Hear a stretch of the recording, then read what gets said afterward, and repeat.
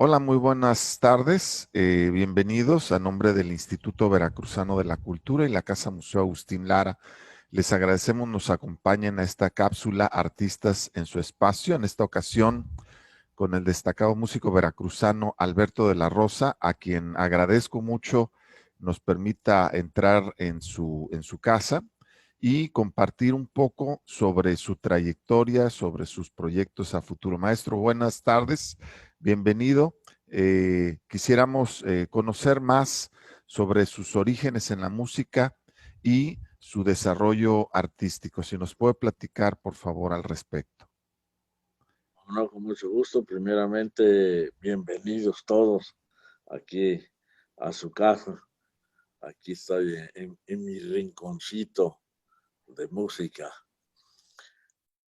Bueno, mis inicios musicales son ya de hace muchísimo tiempo.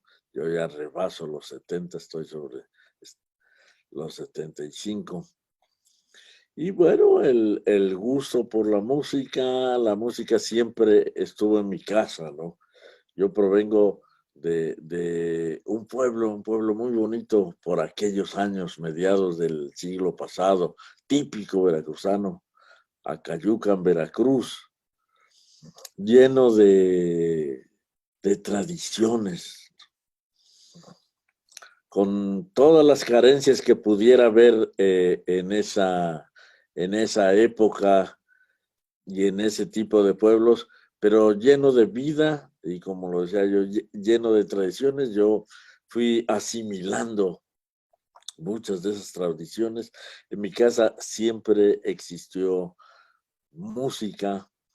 Mi señora madre, ella era nativa de Jalapa y había realizado estudios musicales, así es que allí en Acayucan ella era la maestra de música cuando se creó la secundaria, que se creó con un doctor daba medicina, un licenciado daba civismo, mi mamá daba música, otro, o sea, de cooperación, a nadie le pagaban sueldo, no existía un edificio para la escuela secundaria. Entonces, muchas de las clases de música las daba mi mamá en la casa, no había dónde. En temporadas largas no existía la corriente eléctrica, pero cuando la había que aprovecharlo y entonces pues los alumnos iban a la casa, mi mamá les ponía un disco para mostrar lo que era un concierto, una sinfonía, los sonidos del piano, los del violín. Y por las noches en la casa se hacían una especie de tertulias donde iban muchos de los alumnos de la secundaria a aprender a tocar guitarra que mi mamá les enseñaba, los ponía a cantar, a hacer voces. Y pues como todos los chiquillos corriendo por todos los lados, dando lata, pero de repente me detenía yo a escuchar, a ver, y yo creo que así fue que todo ese espíritu musical fue entrando a mí. Yo recuerdo mucho a mi mamá lavando los trastes, cantando, cocinando, cantando, entonces todo eso lo tenía. Yo creo que la música yo la traigo desde antes de nacer. Por otro lado, mi mamá fue muy amiga del más grande de los arpistas veracruzanos, el maestro Andrés Huesca, que nació en el puerto de Veracruz en noviembre de 1917. Yo no llegué a conocerlo, él vivió pocos años, no cumplió los 40, pero siempre estaba en las pláticas y estaba la música en la casa que le oía yo. Aparte, como decía yo, la casa era muy musical, había las reuniones y con los vecinos y la música jarocha de aquellos tiempos y se cantaba y se bailaba. Ahí estaba yo, eh, tal vez pasivo, pero asimilando. Cuando nos trasladamos por cuestiones de trabajo de mi papá, estudios, todo, aquí llegamos a la ciudad de Jalapa. Eh, de los años 60, 1960. Había una euforia por el rock and roll, los grandes de aquella época, Elvis Presley, aquí en México estaban los Teen Tops y no sé cuántos conjuntos, y toda la muchachada cantaba el rock and roll. Yo también empecé a cantar el rock and roll como todos. Y había un movimiento que le llamaban los rebeldes sin causa. Muchachos que pues no tenían por qué rebelarse, pero hacían desórdenes y todo, por eso los rebeldes. Y en un momento yo sentí que yo también era un rebelde, pero no sin causa, porque yo pensé, bueno, ¿por qué tengo que cantar el rock and roll? Y sí, Elvis Presley, qué bonito canta y todo, pero eso no es lo mío, ni acá. Y ponerme a cantar en inglés cosas que ni sé qué dicen, ni si lo digo bien, nada. Yo, o sea, aquí tengo el son jarocho.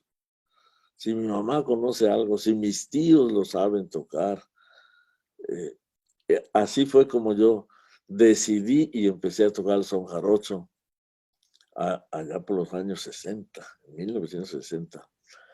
Eh, Siempre tuve la intención de aprender a tocar el arpa. No era fácil porque no lo había. Más aquí en Jalapa no existía, no si existían, yo no los conocía, dos, tres gentes que tocaban el arpa.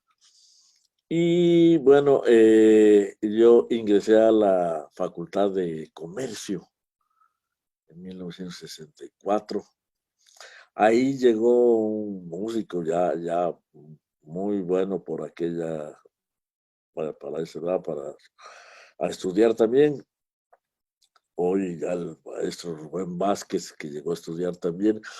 Ahí nos conocimos, yo platiqué con él y bueno, se dio que justamente en una presentación que él hizo con motivo del Día del Estudiante, yo estaba junto a un ex compañero del conservatorio, hoy es la Facultad de Música. Yo estudié en el conservatorio pocos años, pero bueno, iba aprendiendo lo básico. Y él me dijo, yo tengo un arpa en mi casa, ¿por qué no me la prestas? No, cuando quieras, por ahí está arrumbada. Y fui el otro día y efectivamente tenía el arpa arrumbada y todo, rota, le faltaban cuerdas, le faltaba una pata, pero así me la llevé. Llegué a mi casa directamente a una escoba, cortarle un pedazo para ponerle la pata, ponerle las cuerdas. Obviamente yo ya conocía la afinación del arpa, aunque nunca había yo pulsado un arpa, conocía yo la afinación. La afiné. Debo decir que cuando yo terminé de afinar el arpa ya con su pata y todo, eran como las 3 de la tarde.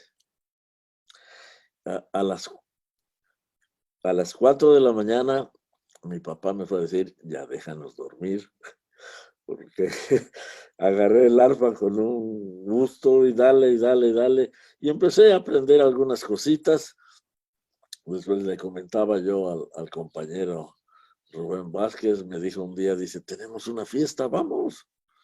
Va a estar otro amigo que estudia en la Facultad de Leyes, que él tiene un arpa, la va a llevar. Se llamaba Cecilio Casarín Escobar. Fuimos a la fiesta, bueno, yo maravillado con, con el arpa, lo que tocaban ellos. Y este joven estudiante de Derecho, cuando yo le platiqué, que me dijo, no, yo casi no la ocupo el arpa, si quieres terminando la fiesta, llévatela. Y me la llevé. Y bueno, fue una oportunidad muy grande empezar a tocar. Y lo más valioso de haberme llevado el arpa de este compañero es que cuando ellos tenían alguna fiesta, acá, iban por el arpa, pero no, el arpa no se iba sola. Yo me iba con el arpa y con ellos, y ahí tenía yo la oportunidad de ir oyendo bueno, los fundamentos de la música jarocha. ya con la con la afición bien definida, empecé a ir al puerto de Veracruz, a lo que por aquellas épocas eran como santuarios del son jarocho, Boca del Río y Mandinga. Ahí conocí muchos músicos. No era fácil aprender, nadie quería enseñar, porque pues toda esta música venía de una tradición familiar y siempre se veía como un futuro competidor, el que alguien ajeno a ese contexto quisiera ingresar.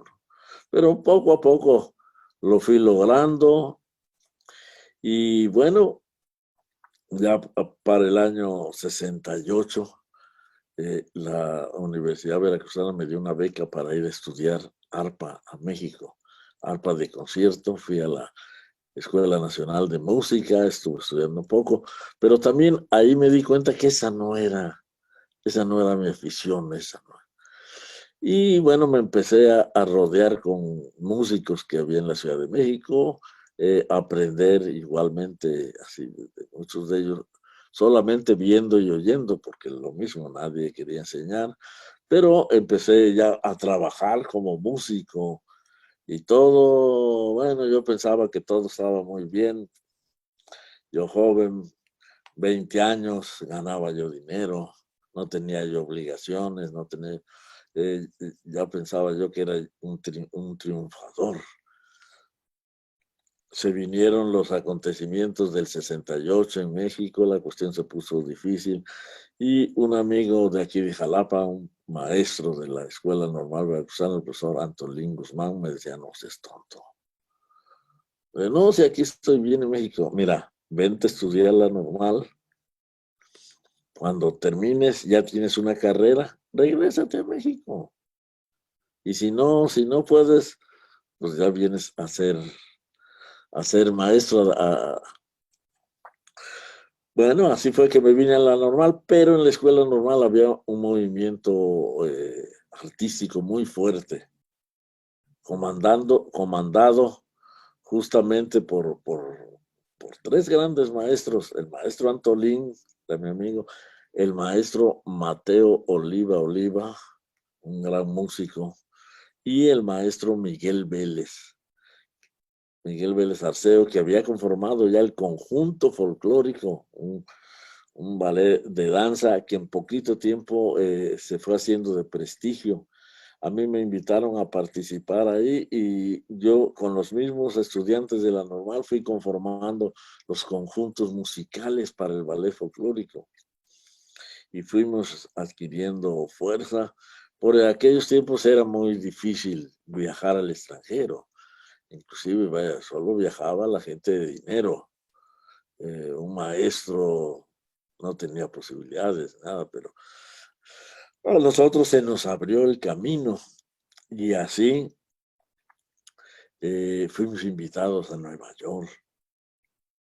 Algo pues extraordinario, 1970, y conocer otro país o una ciudad casi mítica para nosotros en aquellos tiempos. Y bueno, eso también como que modificó mi mentalidad, ¿no? ¿Y por qué? ¿Por qué hay todo esto aquí? Bueno, porque hay otra visión de las cosas, otra visión de hacer las cosas, eh, ponerle más calidad a todo y entonces, bueno, yo le di más formalidad ya a la cuestión musical. Cuando egresé de la normal, ya no me fui a trabajar de maestro de primaria, fui, fui maestro de actividades artísticas, seguimos con el ballet, tuvimos la oportunidad de realizar otros viajes, sobre todo América del Sur, donde, bueno, me encontré con que había grandes cultores, grandes culturas de música de arpa y obviamente grandísimos maestros. Por aquella época era muy difícil aquí encontrar o escuchar música de arpa que no fuera la música jarocha o algo de música Antonio Aguilar cantaba sus canciones rancheras, muchas de ellas había un fondo de arpa, pero solo eran pedazos, no había. Aquí inclusive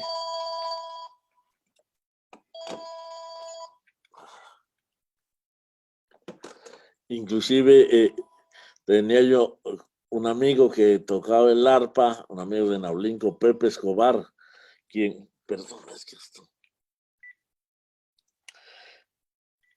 él me platicó que tenía un radio de onda corta, y donde había escuchado algunas cosas de música de arpa.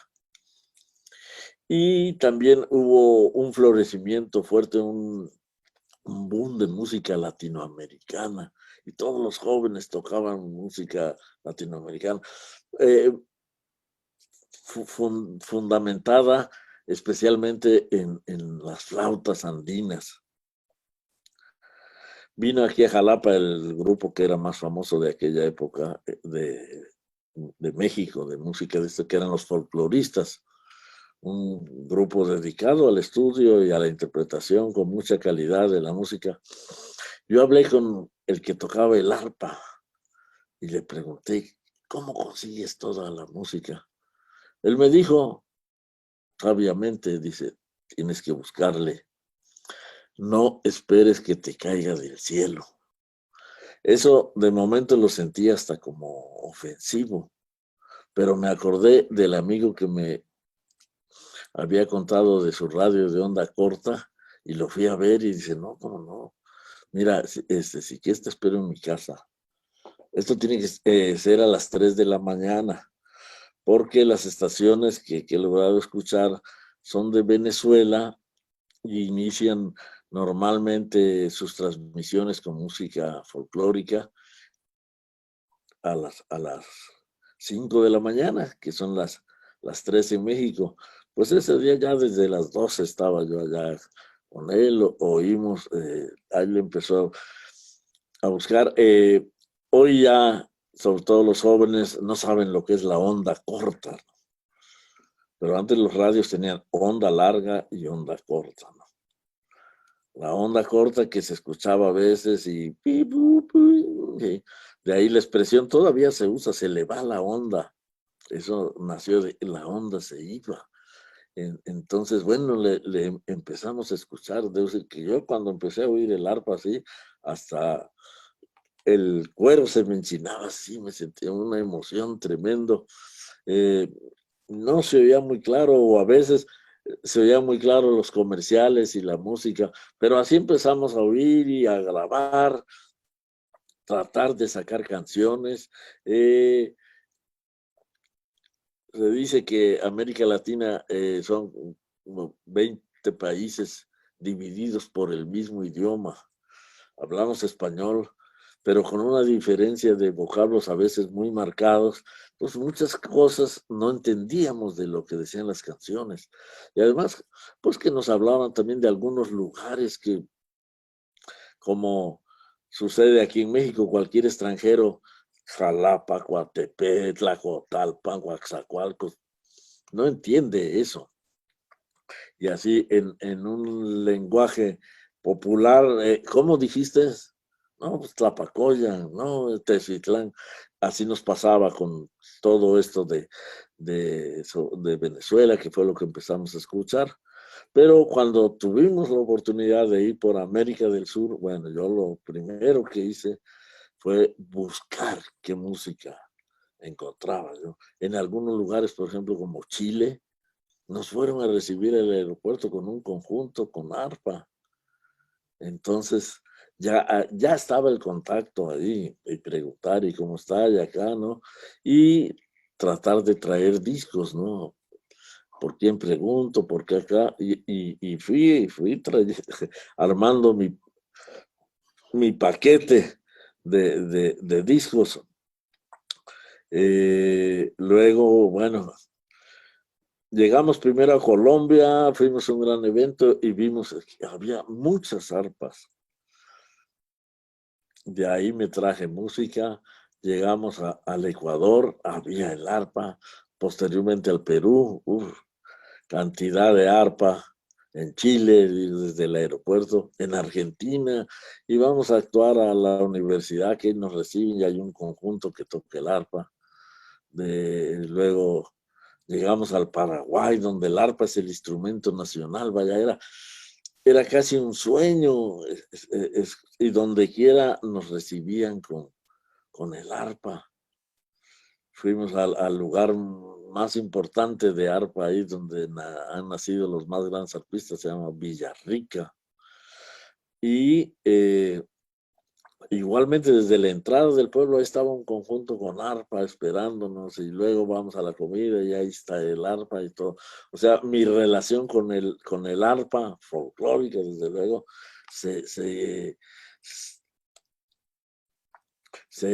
¿cómo se dice? Se consolidó tremendamente. Aparte, bueno, de platicar con los maestros. Aquella época era más difícil la relación fuera del país, por cartas, cuánto tarda la carta en llegar, si te contestan, qué te pueden decir en las cartas. No había ni la posibilidad de mándeme un disco, eso no. Yo aquí en México solo se había escuchado a un arpista venezolano que era Hugo Blanco, con una melodía que se hizo famosa en todo el mundo, Moliendo Café, hasta la fecha. Y bueno, yo me traje toda mi música ya aquí, empecé a estudiarla y convenciendo a otros compañeros, vamos a cantar esto, vamos a tocar. Y empezamos a hacer grupito y en una fiesta, y, ¿no? O sea, hasta que llegó la primera oportunidad para un congreso de antropología en el Teatro del Estado. Los organizadores hicieron 3 programas en 3 fechas diferentes, uno con la orquesta sinfónica, otro con el ballet folclórico y otro con nosotros, con el grupo musical. Era una oportunidad muy grande en aquellas épocas. Un arpista no tocaba en el teatro, a menos que fuera a un mitin político o acompañar a un grupo de danza, donde tocaba bueno, 2, 3 piezas máximo.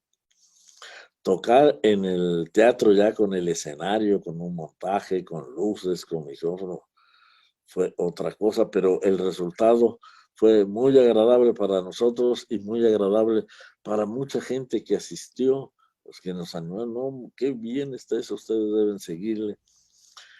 Ahí sería, maestro, cuando nace Tlenguicani. Exactamente. Ok, muy Esa bien. función fue el día 12 de septiembre. Trágico 12 de septiembre, como las Torres Gemelas, y además el día 11, que fue el trágico, habían realizado el golpe de Estado en Chile.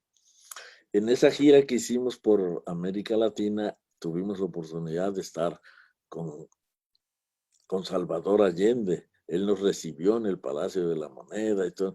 Entonces había como que cierta afinidad con él, ¿no? El 11 viene el golpe, lo matan. Claro que nos dolió. Y esa función del día 12, antes de iniciar, rendimos un homenaje al compañero y amigo Salvador Allende, líder moral de las juventudes de América Latina.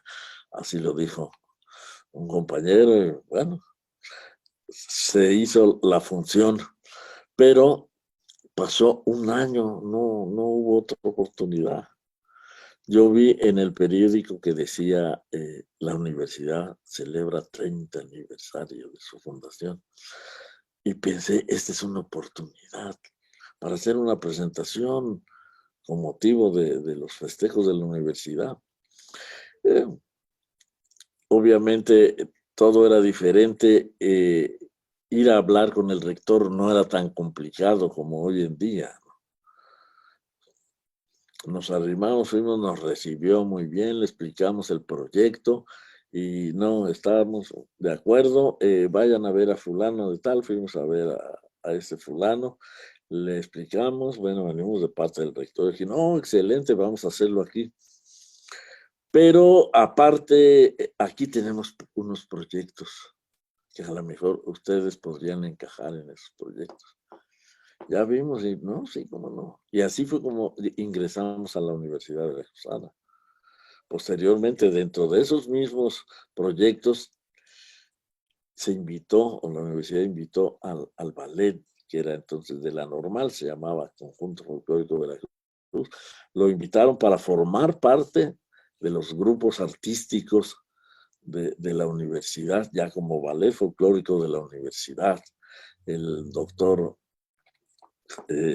Bravo Garzón,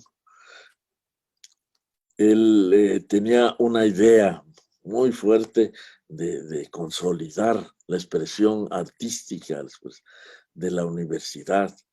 La Orquesta Sinfónica, que era la orquesta sinfónica más antigua de México, pues estaba en muy serios problemas económicos, no había músicos, ya habían emigrado a otras orquestas de mejores condiciones. Y el doctor Bravo Garzón le dijo al que estaba, el que había venido como director, al maestro Fernando Ávila, ¿qué podemos hacer? No, pues ahorita hay una oportunidad, hay músicos muy buenos, excelentes en Polonia, y por las cuestiones económicas y todos, a ellos les convendría venir a México. El maestro fue a Polonia y trajo un buen número de músicos polacos que cambiaron la fisonomía de la música de concierto en Jalapa, en Veracruz, y lo podemos decir que en México se creó el Centro de Iniciación Musical Infantil, el CIMI, con un gran éxito. La Orquesta Sinfónica tomó otro nivel, todo, y se empezó a sentir realmente que Jalapa era la Atenas veracruzana. Y nosotros, bueno, siguió el tiempo y nos fuimos dando a conocer en muchos lugares y muchas invitaciones para todo el estado, toda la república, y vinieron las invitaciones fuera del país, ¿no? Principalmente a los Estados Unidos, que es lo más cerca, un país con otras posibilidades económicas. Empezamos a viajar. Después hubo la oportunidad de ir a Europa, después al Japón. El caso es que empezamos a recorrer el mundo, ¿no? Actualmente hemos estado en 63 países de los 5 continentes.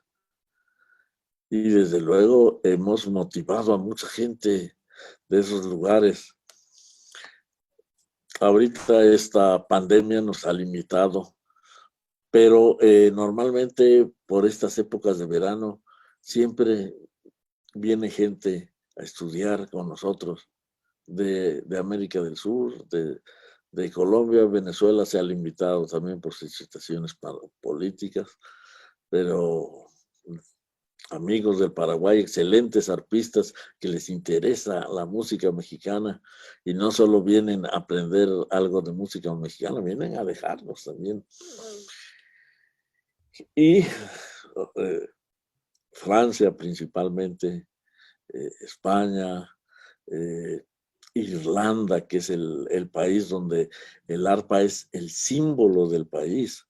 Inclusive la moneda, que es el euro, la moneda metálica acuñada en Irlanda, trae un arpa. O sea, y hay mucha escuela de arpa, sobre todo para niños. Maestro, Sí. una consulta. En el ámbito de la música tradicional veracruzana, ha comentado sobre algunos maestros que usted llegó a conocer, a convivir, a trabajar, pero ¿nos podría mencionar algunos otros que deben de ser siempre considerados por las nuevas generaciones de músicos que muchas veces, pues bueno, no se tiene el conocimiento a veces de músicos como Delfino Guerrero Chipuli, como, personalidades tradicionales de diferentes regiones del estado que usted nos pudiera mencionar, que habría que tener siempre presentes como un Bueno, referente? en la memoria está Andrés Huesca, por sobre todas las cosas. Luego, grandes arpistas de Tierra Blanca. Tierra Blanca fue cuna y hasta la fecha todavía hay muy buenos arpistas. Tierra Blanca, el maestro Mario Barradas, su hermano Carlos Barradas, eh, Rubén Vázquez, que todavía aquí lo tenemos en Jalapa, eh, eh, Juan González de la Mixtequilla, y un lugar cercano, un lugar extra jarocho, cercano a Jalapa, que se llama Cerrillos, donde hace muchos años un músico de ahí aprendió a tocar el arpa y la aprendió muy bien y regresó a Cerrillos. La gente, debo decir que es un pueblo pequeño, pero les empezó a gustar a los jóvenes, empezaron a aprender y además porque también veían una posibilidad de salir del pueblo, salir del rancho. Hoy en día Cerrillos es el pueblo que tiene el mayor número de arpistas por habitantes del pueblo, de todo el mundo. No existe otro pueblo que tenga tantos arpistas en relación a sus habitantes como Cerrillos. Muchos. Y bueno, los grandes músicos latinoamericanos como el maestro Juan Vicente Torrealba, él vino a México, yo lo fui a saludar, lo trajo Jorge Saldaña.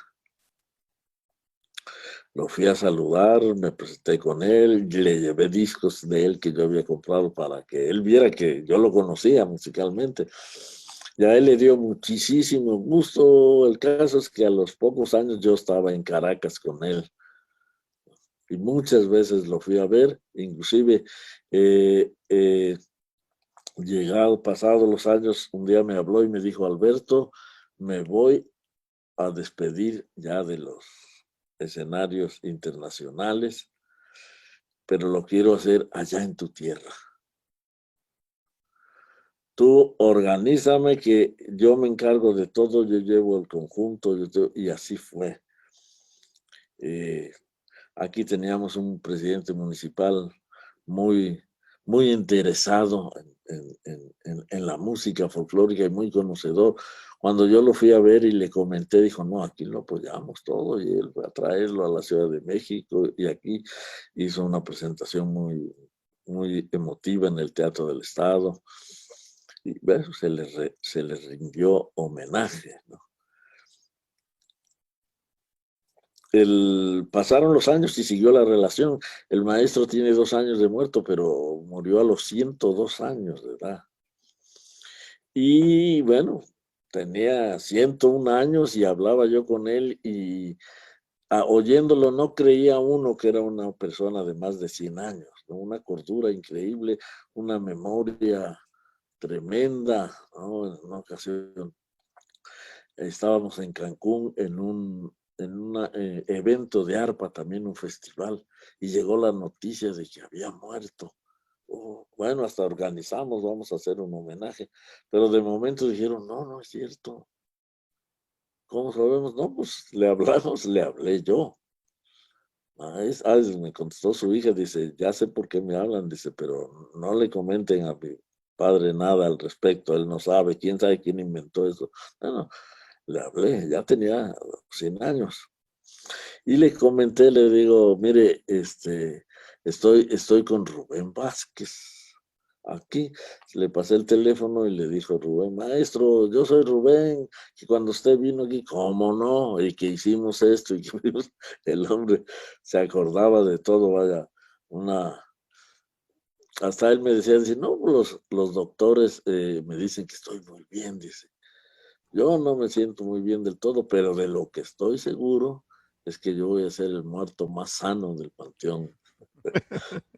Era una persona muy agradable, lleno de anécdotas. Yo pasé muchas horas, tanto en México como en Venezuela, con componer, y me platicaba y me platicaba.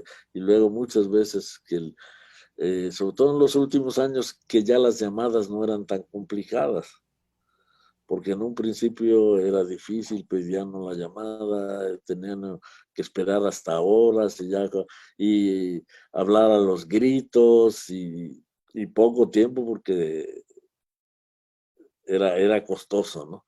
Ya en los últimos años era muy fácil hablar. Muy bien. Maestro, su legado lo continúa su hija. Entiendo que ella también es intérprete.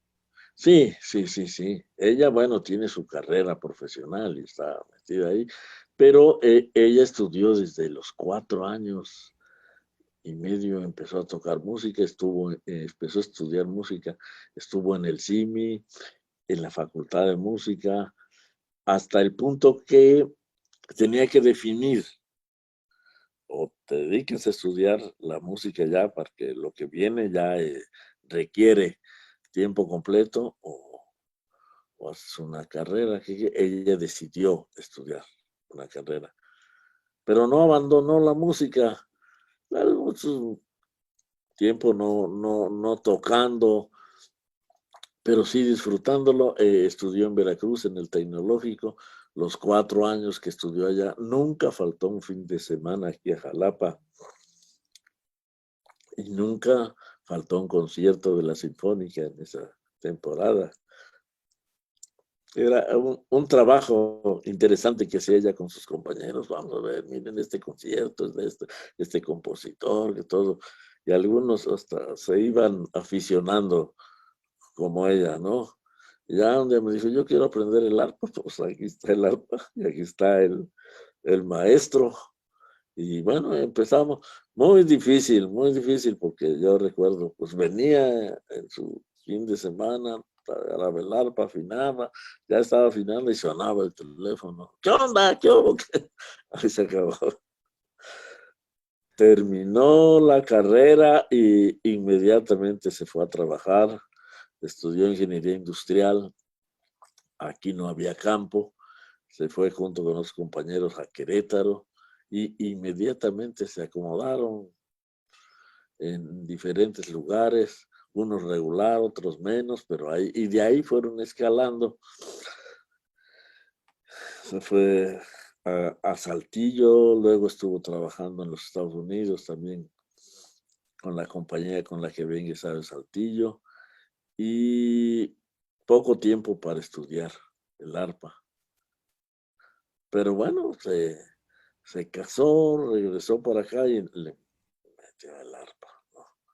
Pues bueno, tiene su trabajo, tiene su hijo, que obviamente le absorbe mucho, pero el niño también le gusta, ¿no? Tiene apenas, va a cumplir 3 años apenas, pero bueno, es también su inspiración, le ha compuesto música. Es el único arpista o la única arpista veracruzana que compone música instrumental para el arpa.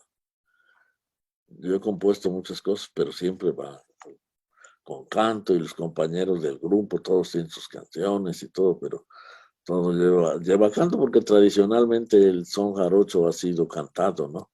Ella tiene, y, bueno, entre sus éxitos, puedo decir, de chica, ganó un concurso nacional de piano, se fue a los Estados Unidos, allá al Mundial, donde llegaron los orientales que desde los 2 días de nacido ya tienen unas habilidades impresionantes. Pero bueno, eso se ha presentado en 2 ocasiones en el Carnegie Hall de Nueva York, que es la sala más importante del mundo.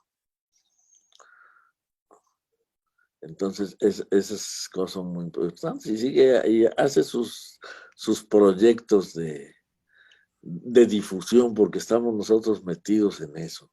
Nosotros lo que queremos es que eh, se le dé su valor real a la música nuestra. Yo recuerdo cuando yo empecé y así, a mí me tocó así trabajar, el músico jarocho estaba relegado a cantinas. y si era contratado una fiesta, aquí ya llegaron, a ver, miren en aquel rincón, ahorita les mando una botella, así fue, ¿no? Nosotros, el grupo Tlencani, fuimos los primeros que tocamos formalmente en un teatro, en un programa anunciado para que la gente asistiera, y para fortuna nuestra, con teatro lleno. Y hemos tenido la oportunidad de estar en grandes teatros del mundo, en famosas universidades,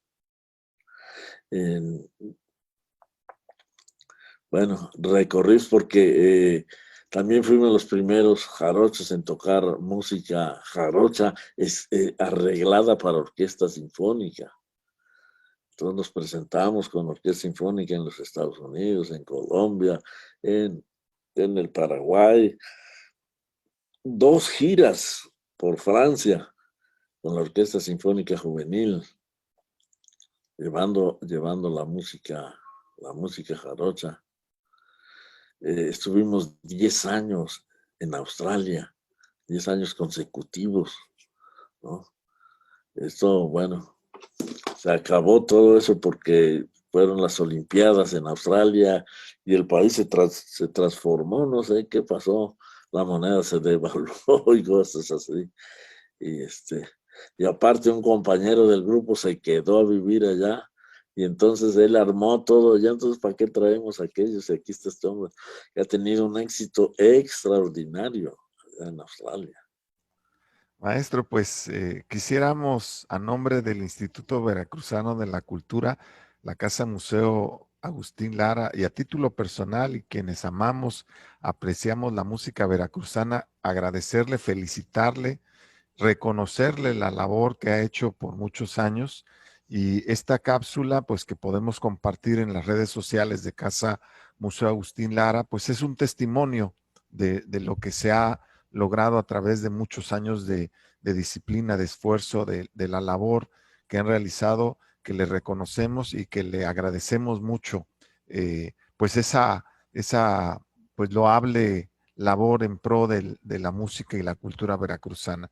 Muchísimas gracias por estos minutos y esperamos pronto poderle recibir en Casa Museo Agustín Lara en un miércoles bohemio. Como no, gracias. Yo les agradezco a ustedes esta oportunidad, y también aprovecho para un exhorto, sobre todo a los jóvenes: volteen a oír la música jarocha. Eso no quiere decir que se olviden de reggaetones y todo.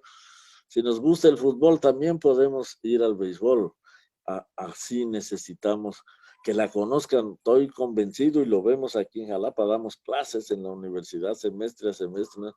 Cómo llegan sin conocer nada y se aficionan a la música, no solo a tocarla, a escucharla, ¿no? Mencionabas a Delfino Guerrero ahí en Veracruz, un ícono del puerto, ¿no?